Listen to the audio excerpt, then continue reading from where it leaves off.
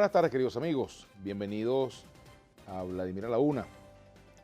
Ayer estuvimos en el estado Lara asistiendo a un acto con motivo del Día del Periodista en el municipio Iribarren, un acto organizado por la alcaldía. Quiero agradecer al alcalde Alfredo Ramos, a todos los concejales y a todo su equipo por el hecho de que se me designó orador de orden con motivo de esta importante conmemoración del Día Nacional del Periodista.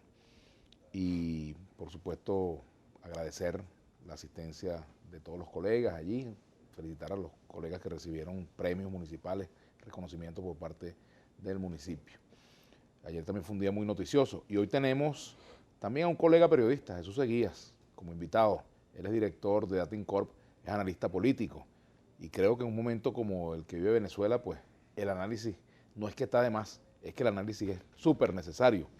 Y te doy la bienvenida, Jesús. Muchas gracias, Vladimir. Gracias por venir. Cordiales. Gracias por la venir. Gran familia de Globovisión. Así es. Bueno, Jesús, acabamos de ver declaraciones del presidente del Tribunal Supremo de Justicia, del ministro de Interior, Justicia y Paz y de la fiscal general de la República sobre una misma circunstancia, la hora actual venezolana.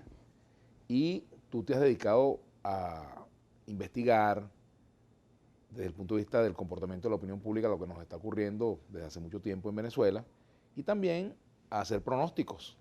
De hecho, tu libro, Al borde del desenlace, trata precisamente por adelantado sobre posibles escenarios que nos tocaría vivir.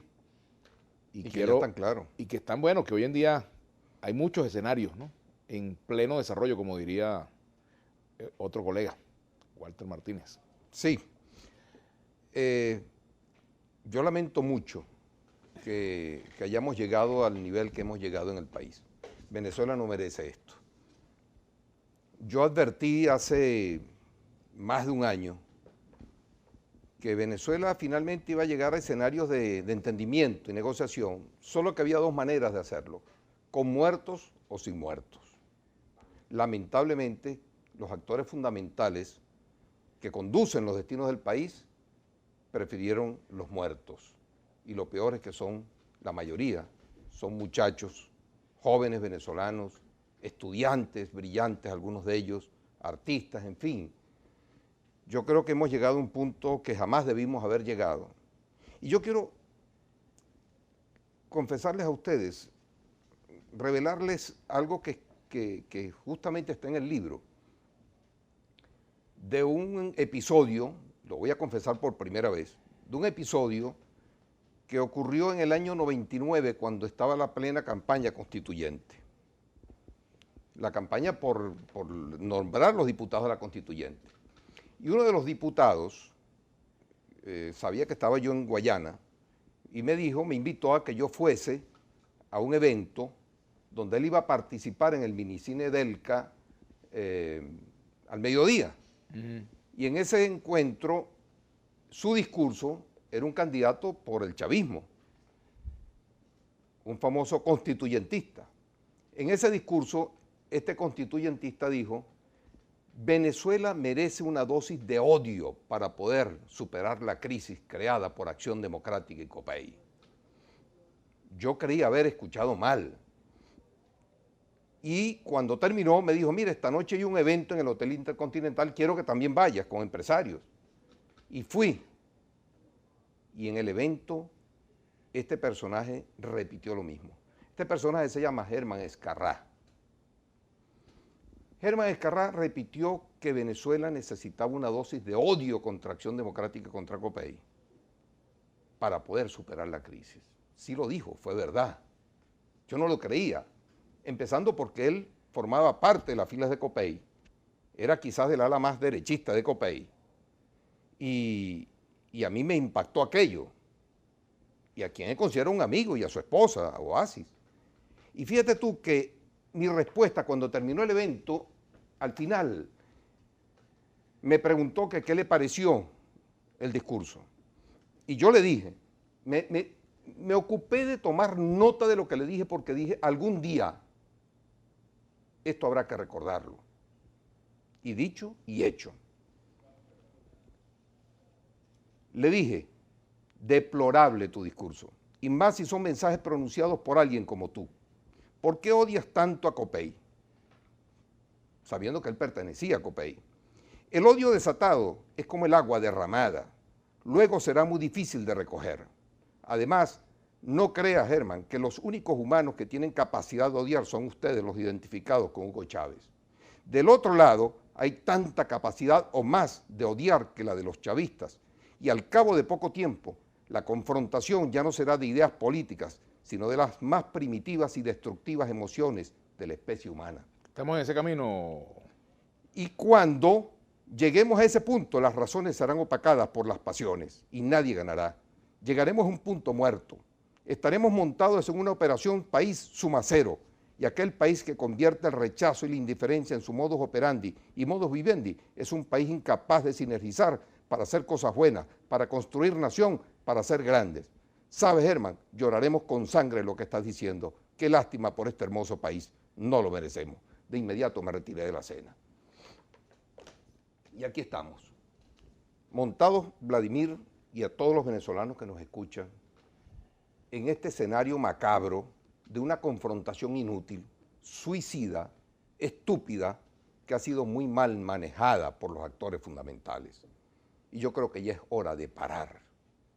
Fíjate tú. Una pregunta que te voy a hacer antes de que continúe Jesús Seguía. ¿La responsabilidad es por igual compartida gobierno-oposición? Mira, yo creo que ambos factores han tenido algo de responsabilidad, sin embargo, la responsabilidad mayor recae sobre quien conduce el gobierno. Ese es un tema fundamental y que hay que tener claro. Y yo creo que los chavistas hoy día, el gobierno del presidente Maduro, están cometiendo el mismo error que ha cometido la oposición en 18 años. Es un error capital. La oposición ha cometido el error capital de no haberle dado una lectura correcta al chavismo, de no conocer a fondo al chavismo, de no interpretar bien al chavismo. Se equivocaron con el chavismo. Pero perdón. Y el presidente Maduro hoy y el gobierno se están equivocando con la oposición y con los venezolanos que están en la calle. Pero te quiero volver a interrumpir, Jesús. Hablas del chavismo. La fiscal es del chavismo. La exdefensora Gabriela Ramírez es del chavismo. El defensor del pueblo es del chavismo. El presidente del Tribunal Supremo de Justicia también pertenece de alguna forma al chavismo como corriente política. Y la dirigencia oficial del chavismo también es el chavismo, pero también lo es Héctor Navarro. ¿De cuál chavismo hablamos? Mire, estoy hablando del chavismo que conforma y el que dirige en lo que llaman el alto mando de la revolución, conformado por unas 5 personas básicamente, que son el presidente Nicolás Maduro, el vicepresidente Tarek El Aizamí, Jorge Rodríguez, Diosdado Cabello y ¿quién más? Elías Aguas, ¿no? Elías Aguas. Esos 5 son los que conforman el comando de la revolución y son los que están conduciendo los destinos de la nación en este momento. Y yo creo que ellos son los que tienen que reflexionar seriamente porque vienen momentos impredecibles y sumamente difíciles para el país. Tenemos que hacer una pausa. Tenemos un tuit. No tenemos tuit por aquí. Vamos a hacer una pausa y ya regresamos. Me gustaría un comentario tuyo al regreso sobre lo ocurrido ayer en la Asamblea Nacional, por ejemplo, ese episodio de un funcionario militar, coronel de la Guardia Nacional, empujando al presidente del Parlamento. ¿Qué lectura le das tú a eso? Y el enfrentamiento entre diputados y guardias nacionales ayer en la Asamblea. Vamos a hacer la pausa y ya venimos con Jesús Seguía.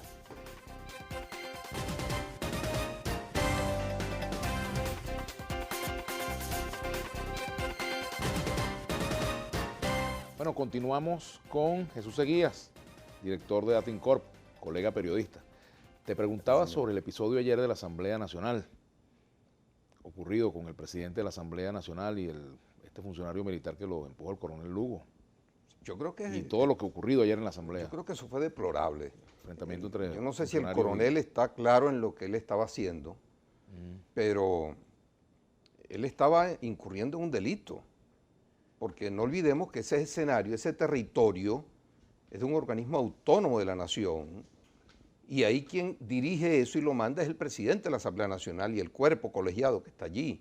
Él está simplemente para apoyar, y todas las instalaciones militares que estén adentro son instalaciones dedicadas exclusivamente a apoyar a la institución, más no son entes que están allí para hacer lo que les dé la gana. O sea, no olvidemos que la Asamblea Nacional es un poder tan igual al Poder Ejecutivo del presidente Bueno, de la nacen República. de la legitimidad popular, Entonces, del voto popular. obvio. Entonces imagínate tú que un oficial de la Casa Militar se le ocurra meter algunas cosas en la Casa Militar sin consultar al presidente de la República y que no acepte que el presidente de la República le diga, mire, ¿y qué estás haciendo allí? ¿Qué es eso?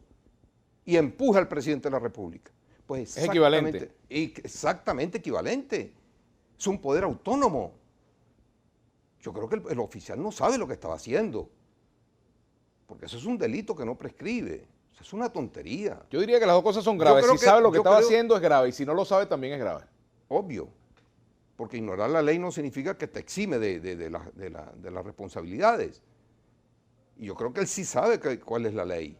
Ahora, ¿qué ambiente hay dentro de las Fuerzas Armadas o una parte de las Fuerzas Armadas para actuar de esa manera, violando totalmente la Constitución de la República? Mira, yo no sé, me preocupa. ¿Qué opinas de la reacción de Julio Borges en ese momento? Prefiero callarme.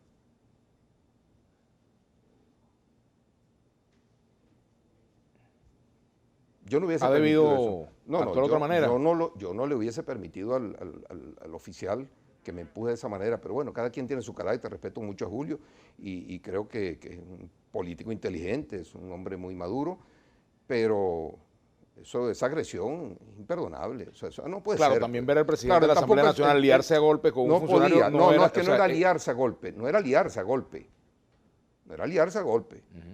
Era hablarle con mucha contundencia y firmeza a ese oficial. Quien debía haber desalojado al oficial y era el presidente de la Asamblea Nacional, porque es un territorio autónomo, es igual que las embajadas, gozan de inmunidad. La Asamblea Nacional goza de inmunidad y todo su territorio. Hay otro episodio que ocurrió ayer, Jesús, y es el del sobrevuelo de este helicóptero en el TCJ y el hecho de que desde allí se atacó pues, al Tribunal Supremo de Justicia, al Ministerio de Interior, Justicia y Paz. Me gustaría también que analizáramos este hecho, ¿no? Aquí incluso me lo dice Carmen Brito, ¿no? Igualmente por supuesto lo íbamos a tratar, pues, señora Carmen, como periodista imparcial, entre comillas, póngale las comillas que quiera, preguntarle al invitado sobre el ataque al TCJ y al Ministerio de Justicia y Paz.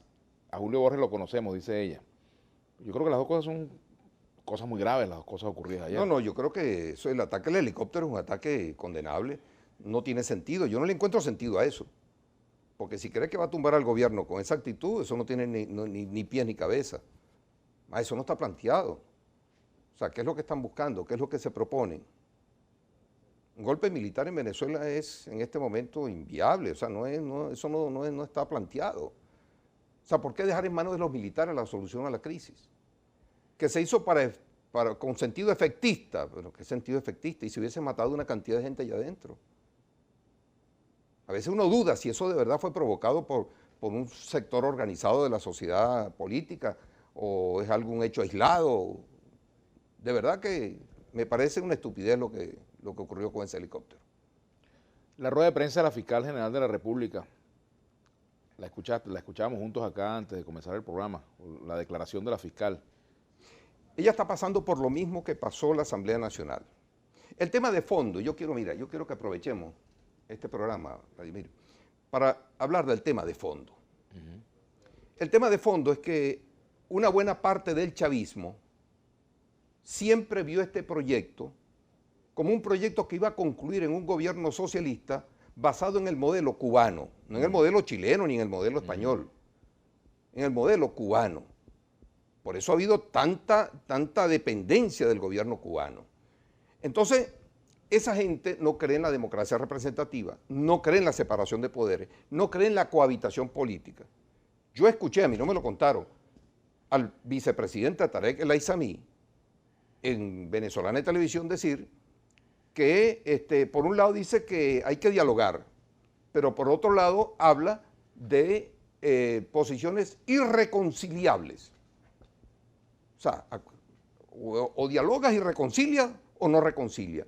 Y en el fondo yo creo que ellos, sobre todo el alto mando de la revolución, y de esos 4 sobre todo, no creen en la reconciliación ni en la conciliación, porque ellos parten de un planteamiento político que tú conoces, que yo conocí y conocimos perfectamente, que es la famosa lucha de clases sociales irreconciliables, y eso, por supuesto, los coloca a ellos hoy día ante un dilema frente a la decisión popular, porque esos son factores políticos que operan bajo el principio leninista de que una minoría bien organizada y armada es mayoría. Entonces, hoy día estamos en ese escenario, claro, pero hay donde un ahora escenario son minoría, donde hay matices, donde ahí comienzan, digamos, disidencias, comienzan a verse matices donde antes era o blanco o negro. El caso de la fiscal es un hecho evidente. Lo que la fiscal ha dicho hoy, por ejemplo, que estamos ante terrorismo de Estado, que desconoce las decisiones del Tribunal Supremo de Justicia, llama a actuar en torno al artículo 333 de la Constitución. Ella tiene autoridad y dice que los ciudadanos que no la tienen, como lo dice el artículo perfectamente, también están obligados a trabajar por el restablecimiento de la Constitución. Es decir, hay un conflicto de poderes en... obvio, porque forma parte de lo mismo. Mira, esta gente no llegó al gobierno para entregarlo. No creen en eso. Eso que muchos de ellos dicen a cada instante, que no volverán, que la oposición no volverá a gobernar más nunca Venezuela, eso no es para adornar un discurso, tiene un sentido político. Ellos no creen en entregar el poder a nadie. Y apenas perdieron la Asamblea Nacional, el acto inmediato que ocurrió en medio de un enloquecimiento colectivo fue nombrar de manera indebida a una cantidad de magistrados para excluir a los 3 diputados que hacían la mayoría calificada en la Asamblea Nacional. El gobierno no iba a tolerar una mayoría absoluta, que fue una decisión soberana del país. Hay un hecho que me llama la atención, que el presidente de la República ayer, después de ocurrido lo del helicóptero, hizo un llamado a los órganos, bueno, a la Asamblea, a la MUD, incluso al Ministerio Público, a condenar el hecho del helicóptero. Y hoy vimos la rueda de prensa de la fiscal y eso no ocurrió. ¿Qué lectura se le puede dar? No sé. La fiscal sabrá, pues a lo mejor le dio prioridad a otras cosas y creo que la oposición, por cierto... ¿Tendrá que ver con la alguna oposición duda? se desmarcó del tema. Yo creo que el piloto ese se quedó solo. Se quedó solo. Porque nadie iba a asumir un acto como ese, tan anárquico, tan irresponsable, que no tiene sentido. Yo creo que hay que darle sentido a lo que hay que hacer en Venezuela a partir de ahora y en las próximas horas. Entonces, fíjate tú, viendo el tema del diagnóstico, el gobierno está y el país está frente a un escenario que vale la pena evaluar. En primer lugar, tenemos que el gobierno nacional está gobernando en condiciones extremadamente precarias, con 20 crisis aproximadamente en forma simultánea. Vamos a hacer una pausa. Al regreso seguimos conversando con Jesús Seguía, director de Datincorp. Ya venimos. Corp, escuchábamos la declaración de la presidenta del Consejo Nacional Electoral, Tibisay Lucena, quien ha dado un conjunto de informaciones que creo que también vale analizar, entre ellas la de que va a pedir que se declaren los centros de votación para la elección de esta constituyente como zonas de seguridad por parte de la Fuerza Armada Nacional. Eso tiene, por supuesto, sus implicaciones para evitar las protestas en los centros de votación. Pero ella ha sido actor principal en esta coyuntura venezolana, Jesús. Me gustaría que también comentaras la declaración de la presidenta del Tribunal, del Consejo Nacional Electoral. Sí, yo creo que si la doctora Tibisay Lucena supiera que ella es responsable en gran medida de todas las muertes, detenciones, heridos y protestas y violencia que hay en el país, ella pensaría muy bien en lo que va a hacer en los próximos tiempos. Porque la doctora Tibisay Lucena, al suspender de manera arbitraria, violando la Constitución Nacional, que tiene un calendario constitucional claramente establecido para todos los poderes públicos electos de manera democrática, donde ella no tiene ninguna facultad, ninguna, para suspender unas elecciones y sobre todo sin tener ningún tipo de argumento. O sea, ¿cuál fue el argumento para no hacer las elecciones de gobernación hace un año prácticamente? Están vencidas desde diciembre.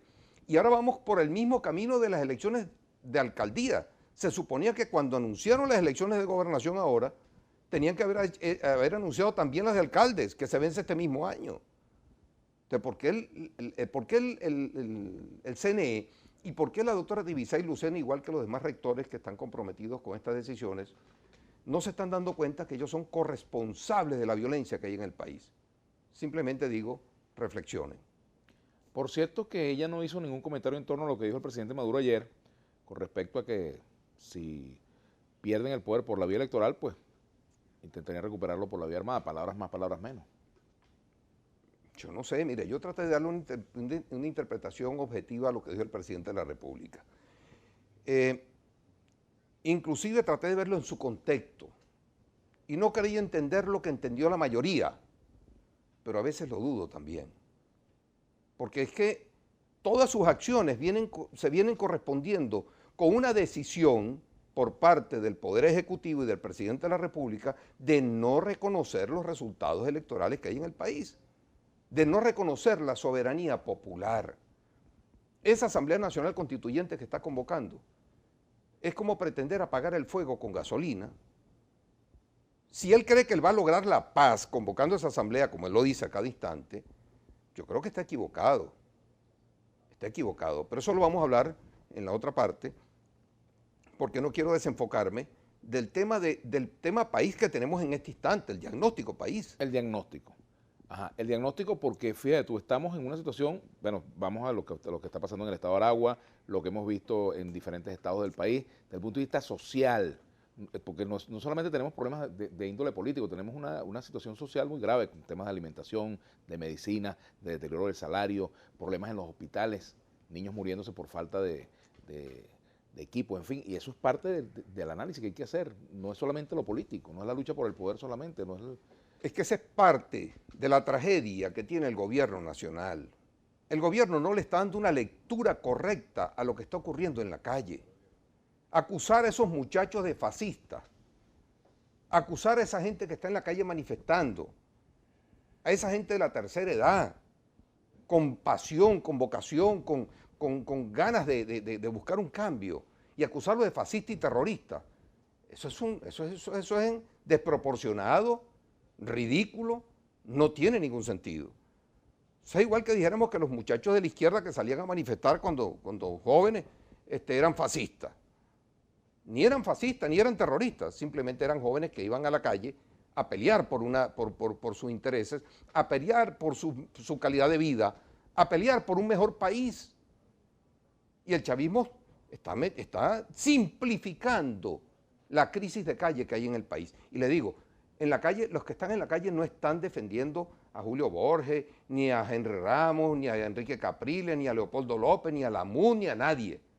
Esa gente está de manera autónoma protestando por la crisis que está viviendo el país, por la calidad de vida que está llevando el venezolano, por la tragedia que se vive en la calle, porque es que hay que ver lo que significa. Mira, el tema del gas doméstico, a quienes tienen bombonas de gas, las colas interminables no están cocinando y si no cocinan no comen y no pueden ir a un restaurante a comer.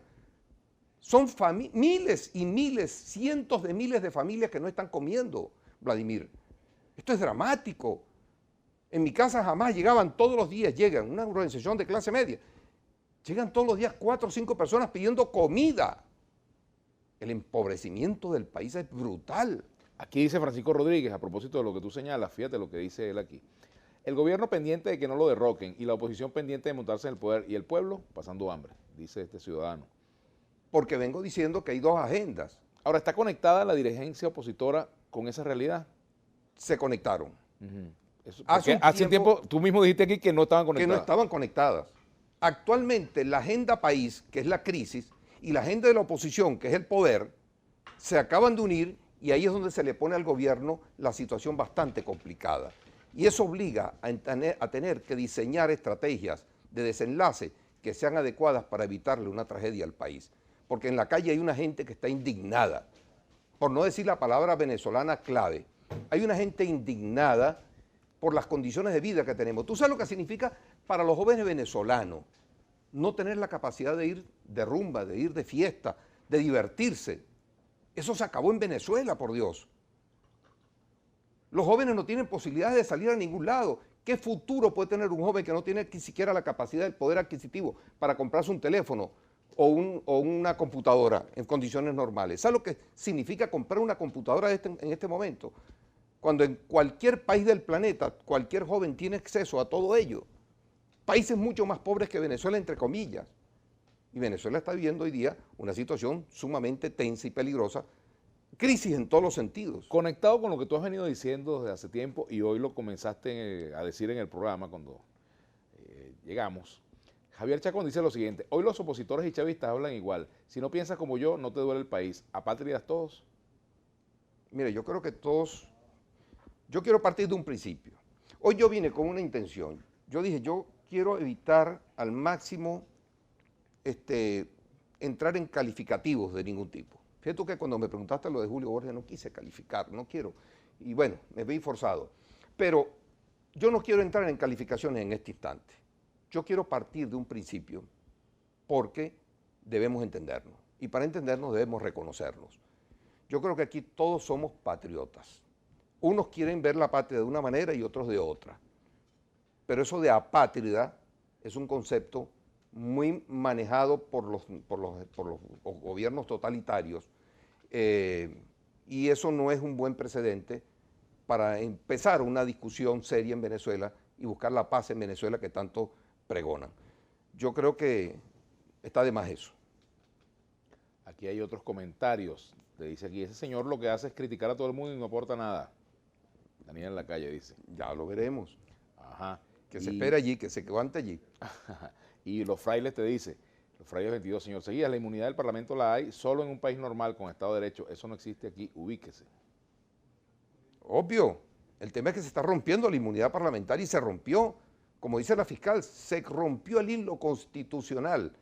Desde el mismo 9 de diciembre del año 2015, cuando se empezaron a reunir para nombrar nuevos magistrados y cuando suspendieron la juramentación de los 3 diputados indígenas bajo un argumento ridículo de que esos votos eran comprados. Imagínense usted, o sea, yo creo que el PSUV debería razonar muy bien cómo es eso de los votos comprados, porque el propio ministro Ricardo Molina dijo en una oportunidad que las viviendas de la misión vivienda era para quienes votaran por el chavismo, no para los que votaran por Capriles, por ejemplo, en aquel entonces. Eso lo dijo él, yo lo escuché, no me lo contaron.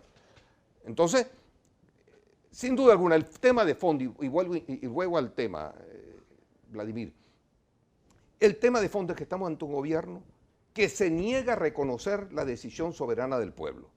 Y por esa razón, transforman y modifican el Tribunal Supremo, por esa razón disuelven la Asamblea Nacional, por esa razón están quitándole el poder a la Fiscal General de la República, por esa misma razón suspenden las elecciones de gobernadores y alcaldes, por esa misma razón convocan una Asamblea Nacional Constituyente que no tiene ningún sentido.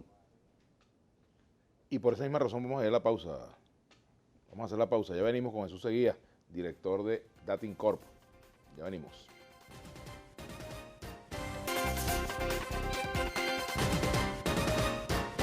Bueno, continuamos con Jesús Seguía. Bueno, y en medio de las circunstancias de hoy, hemos dejado de lado un punto muy importante, que es el análisis que tú haces de la Venezuela de hoy. ¿Qué país tienen los venezolanos hoy al frente? Y sobre todo aquellos que aspiran o a mantenerse en el poder o a tomar el poder. Efectivamente, esto es importante tenerlo en cuenta porque hay muchos aspirantes al poder. Y hay en el poder gente que quiere aferrarse al poder de manera brutal. Yo quiero decirles el país que tenemos por delante para que a partir de allí veamos lo que tienen que hacer aquellos que van a propiciar o quieren propiciar un cambio en el país. Tenemos gráficos. Sí, tenemos en primer lugar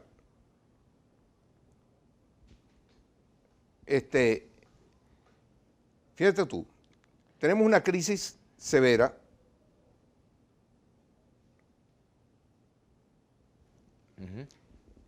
Esta crisis está conformada, en primer lugar, por la fuga de 2 millones de venezolanos, muy competentes la mayoría, al exterior. O sea, muchos venezolanos se han ido y en el exterior están pasando penurias. Pero además, tenemos una deuda general de la nación que ronda los 180.000 millones de dólares. 180.000 millones de dólares. Eso significa que estamos ante un escenario. Mira, la deuda de Luis Herrera, perdón, de Caldera, cuando se retiró de Venezuela estaba en 25.000 millones la deuda externa. Hoy está la deuda externa casi en los 140, 150.000 millones de dólares que hay que pagar. Aquí hablamos de 180.000 millones. Millones de dólares, que falta allí esa parte. Es de dólares. Ahí está.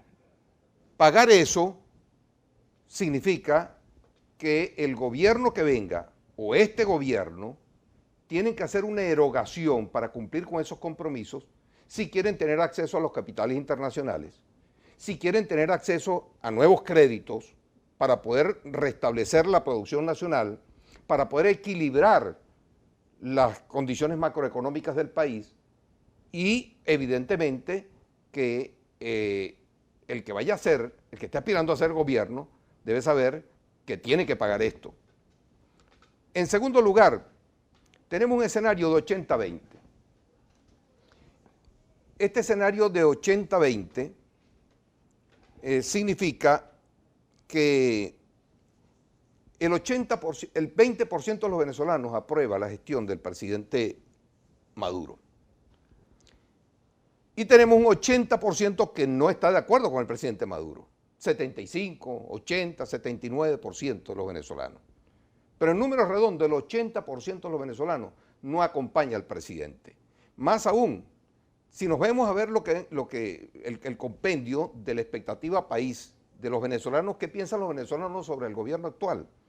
La expectativa país que tenemos es de negativa en 75%, que consideran que la situación va a ser peor. Gestión de gobierno negativa 78%. Fuerzas Armadas, gestión negativa 74%. Y la violencia que existe en el país, los venezolanos consideran, el 73% de los venezolanos considera que el gobierno es el responsable de esta represión y esta violencia, no la represión, de la violencia que existe en la calle. Pues bien, evidentemente que ante una situación como esta, Vladimir, yo creo que tanto la oposición como el gobierno deben reflexionar porque la crisis de producción nacional, la crisis agrícola, la crisis eléctrica, la crisis de agua, la crisis de seguridad ciudadana, la devaluación de la moneda y una moneda que está, la hiperinflación superior, va a llegar a 1000% seguramente este año, según todos los pronósticos. Una moneda que quedó pulverizada y el 65% de los venezolanos considera que la moneda oficial de Venezuela debe ser el dólar. ¿El gobierno tiene posibilidades de revertir este cuadro hoy? Yo creo que el gobierno actual no está en capacidad de revertir ese cuadro solos. ¿Y para entonces, ser franco, cómo se hace? La oposición tampoco. En consecuencia tendrían que gobernar juntos, dice. Y voy a decir por qué. No sé si vamos a ir a una pausa, ¿qué tiempo nos queda? No, pero adelántame eso porque Sí. eso es importante. O sea, si no pueden solos, podrían acompañado de Fíjate quién, tú. la oposición acompañada de quién. Vamos a proceder entonces ahora al pronóstico. Ya sabemos que el diagnóstico nos dice que tenemos una situación, un país sumamente crítica, casi que cataclísmica, y que la solución de ese problema, de esa crisis, que es la agenda que preocupa a los venezolanos, pasa porque los políticos hagan cosas concretas. Y voy a decir cuáles son. Y vamos a ver cuál es el desenlace posible y los desenlaces imposibles en el país. Bueno, enúncialo y lo desarrollamos. Enuncia el posible desenlace, Jesús. Tenemos dos opciones de desenlace. Una opción de desenlace basada en la confrontación. O gana el gobierno o gana la oposición. Y una opción de desenlace basada en la sinergia y en la negociación final. De eso vamos a hablar. Ajá, ¿tenemos chance de profundizarlo o no tenemos chance? Sí tenemos unos minutos para entrar en eso. Adelante, Jesús. ¿Y ya terminamos el programa? No, adelante, ok. adelante. Fíjate tú, en el tema de la confrontación, tenemos el primer escenario. El escenario es la radicalización de la revolución, la convocatoria a la Asamblea Nacional Constituyente, que por cierto, su convocatoria y las bases electorales establecidas violan este librito azul. Este librito azul dice claramente en el artículo 63, el sufragio es un derecho, se ejercerá mediante votaciones libres, universales, directas y secretas. La ley garantizará el principio de la personalización del sufragio y la representación proporcional del voto. Pregunto, ante esta convocatoria hecha por el CNE y sugerida, por no decir impuesta, por el presidente de la República, cuando se le da a estados como Amazonas la capacidad de elegir 7 diputados a la Asamblea Nacional Constituyente versus 6 de Caracas, el distrito capital del país. O sea, ¿qué locura es esa? ¿Dónde está la proporción, la proporcionalidad establecida en la Constitución? El peso poblacional, el reconocimiento del peso poblacional. Pero por supuesto, ¿cómo es posible que un habitante de Amazonas tenga mayor peso que cuando es... Pero te atajo con el tema del escenario, ese es el de confrontación. La constituyente generaría más confrontación en tu opinión. Entonces, fíjate tú, la constituyente es apagar la candela con fuego porque además está convocada sobre bases irreales. Todo el mundo quisiera una constituyente, pero hazlo en base a las mismas condiciones que se crearon cuando Chávez la convocó. Segundo, por cualquier circunstancia se agudiza la crisis, el gobierno empieza en un proceso de descomposición acelerado y se genera un cambio de gobierno producto de una rebelión civil, el gobierno renunció, golpe militar, lo que sea, y la oposición asume el gobierno. Esos dos escenarios son inviables en este país para solucionar la crisis, entendiendo que la crisis que hay actualmente no es la crisis simplemente de desplazar a alguien del poder, sino qué vamos a hacer con el poder, por el tema país que hemos visto. Entonces, yo he dicho que al gobierno no le conviene continuar en el poder. No le conviene. O sea, no le conviene, mejor dicho, la radicalización de ese proceso revolucionario no va a funcionar. Eso no es viable en América Latina. No es viable. Y estamos ante una tentación dictatorial que no es recomendable para nadie. Para nadie. Y aquellos chavistas que crean que con eso van a salvarse, mire, cuando las dictaduras entran en ese proceso, la última palabra la tiene quien tenga la pistola en la mano. Luego, ¿vamos a un corte? No, estamos con los minutos finales. Adelante. En el caso de la oposición, yo quiero saber quién es el macho, el guapo de la oposición y el propio gobierno, que va a aplicar un plan de ajuste severísimo para poder pagar la deuda externa por más condicionamientos que tú hagas. Suponte que la refinancia. Ok, el refinanciamiento pasa porque tú hagas cosas en la economía venezolana y tengas un plan de ajustes que si no lo haces, nadie te va a refinanciar y nadie te va a prestar ahora, ¿cuál es dinero. la factibilidad de que hoy un escenario distinto al aplazamiento de un factor por el otro se concrete? Que se concrete en un escenario ya casi que terminando, un escenario de negociación política. Eso. Voy entonces al escenario 2, sinergia y negociación. Y hay dos maneras de lograrlo. O entramos en un proceso de negociación donde quede el presidente Maduro al frente del gobierno,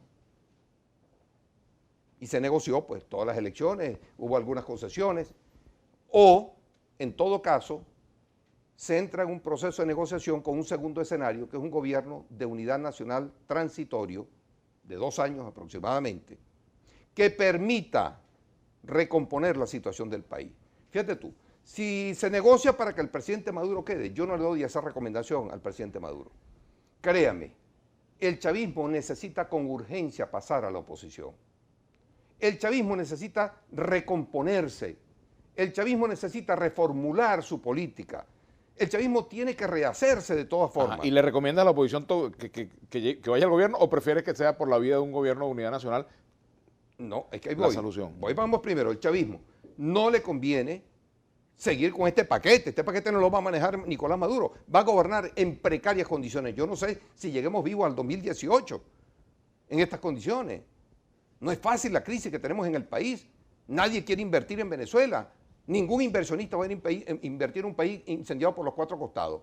Y en segundo lugar, encontramos con que la única manera que vengan los inversionistas es estableciendo un un escenario de absoluta paz social y política que genere confianza en los inversionistas para que generemos nosotros las fuentes de empleo y se genere y se reconstruya la producción nacional que permita a su vez normalizar la situación del país. Nadie por sí solo va a poder hacer esto. Lo digo, lo repito, lo insisto. Y yo finalmente quiero decir algo, Vladimir. Yo creo que ya llegamos a la hora del llegadero.